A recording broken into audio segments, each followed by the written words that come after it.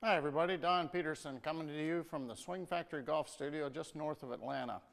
Today I'm going to start a series of what I call the golf hacks from the Swing Factory, all right? So what I've done is I've got these little post-it notes that I found, and these are real small ones. They're thin, and they come in packets. I think there's three to a pack, but anyway, there's different colors, like neon pink and neon green, and here's a bright yellow that I use to contrast my shirt. So what I'm going to do is I'm going to take one of these off, and it's got a little sticky to it.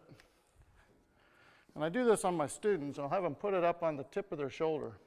And it's the lead shoulder, so that when you're hitting, we want to check how much of a back turn you're making. It's a visual check for you actually while you're hitting golf balls, but you can also videotape yourself like I'm doing here, and you can look at the video and see how much your shoulder's turning. Because a lot of times when you have a shirt on, you don't really pay attention how much you're really turning your back or your shoulders.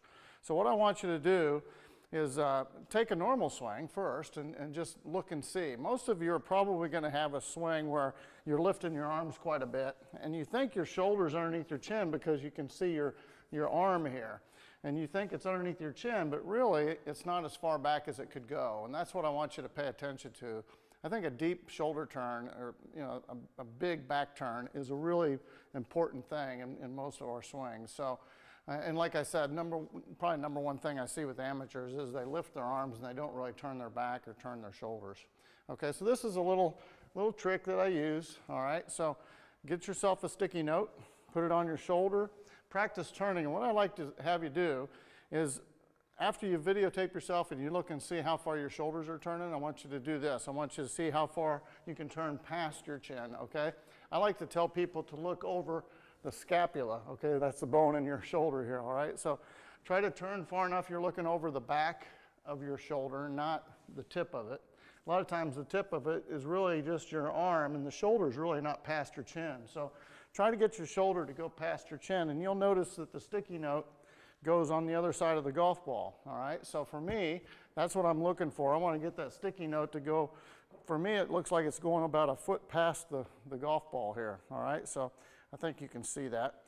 So what I'm going to do is I'm going to practice turning, and I like to try to get, whoop, there goes my sticky note.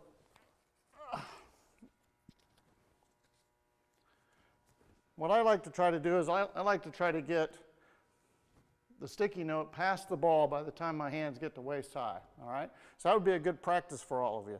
Try to get your back turn and your shoulder turn to happen early in your golf swing, all right? So get that sticky note to go past. I'll go ahead and hit one here.